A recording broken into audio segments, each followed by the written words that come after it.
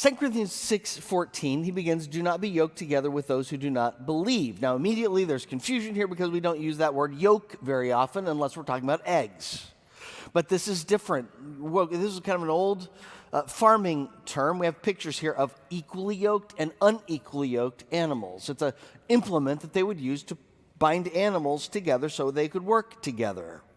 This actually biblically takes us back to Deuteronomy chapter 22, where God tells the Hebrew farmers, do not plow with an ox and a donkey together. If you do that, it's just going to be trouble, God says.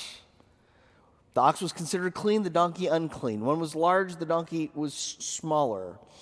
The oxen was generally hardworking, the donkey, not so much. Oxen were considered cooperative, following leadership.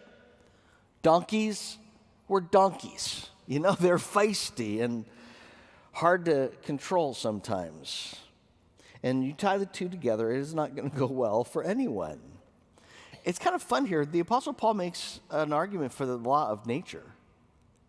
He says nature tells us that there are some things that are just constitutionally incompatible. You don't combine oil and water. You don't combine acids and bases and expect a good result. You know, you don't combine lemon juice and milk. You don't combine, preachers and time constraints. They just don't ever work together well. Paul actually, remember the context here, 2 Corinthians 5:17, where Paul says, if anybody is a new creature, the old has passed away, behold, all things have come new. And now Paul says, you're a new creation. Don't bind yourself to the old. Now, the caveat here, of course, is that sometimes Christians have taken this to an unhealthy extreme. They isolate and, no television, no movies. I have a friend whose pastor asked him, how would you describe our church? My friend told this pastor, he said, your church is basically a holy huddle with your butts facing the world. That's who you are.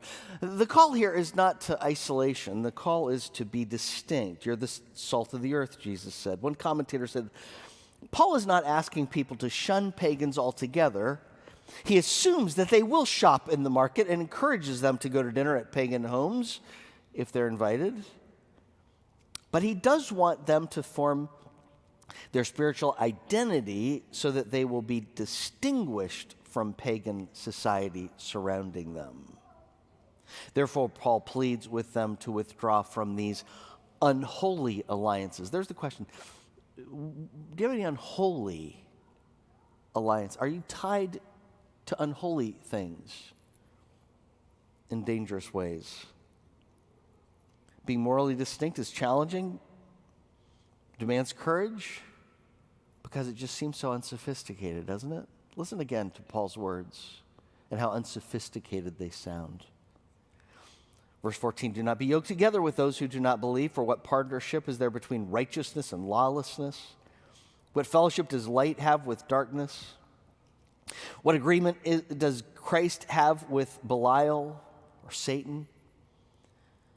What does a believer have in common with an unbeliever? Paul here uses binary language. Who uses binary language anymore?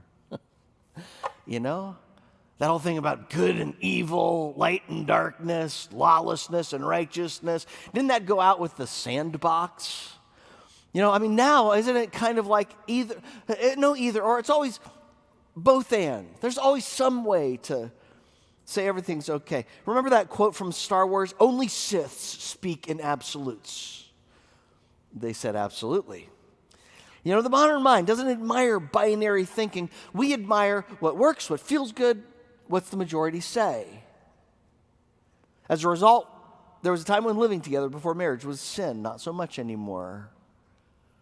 Porn was sick, abortion was evil, homosexuality abnormal, gender confusion something that deserved compassion and help, not celebration and surgery. You say, Brett, you're being radical. Come on, Brett, why are you being light and darkness? There are some today who are actually campaigning for the acceptance of pedophilia. You say, Brett, it'll never happen. I remember when I thought the things that are being campaigned for and being completely embraced today would never be accepted. It's just a matter of time before pedophiles become a protected, oppressed class. Jesus said, wide is the road that leads to destruction, and many take it. Narrow is the road that leads to life, and few find it. The devil is prowling around like a roaring lion looking for anyone he can devour. And Christians who lack courage and clarity will be devoured because it is so unsophisticated to say the world is getting worse, to say that there's good and evil, light and darkness, and you'll be ostracized. The good news is God gives us motivation for our courage in this passage, and the motivation is God himself. After saying, do not be yoked with unbelievers, Paul clarifies in verse 16, he says, for we are the temple of the living God. God says, I will dwell and walk among you, and I will be their God, and they will be my people. Come out from among them and be separate, says the Lord. Understand, Paul here is not saying, be separate because you're so much better than they are. Be separate and look down on others. He's saying be separate because God has called you to be his people. Some people make the mistake, lots of people make the mistake of thinking Christianity is about a list of do's and don'ts, kind of an impersonal list of do's and don'ts. And if you're a Christian, you follow those behaviors. But that's not it.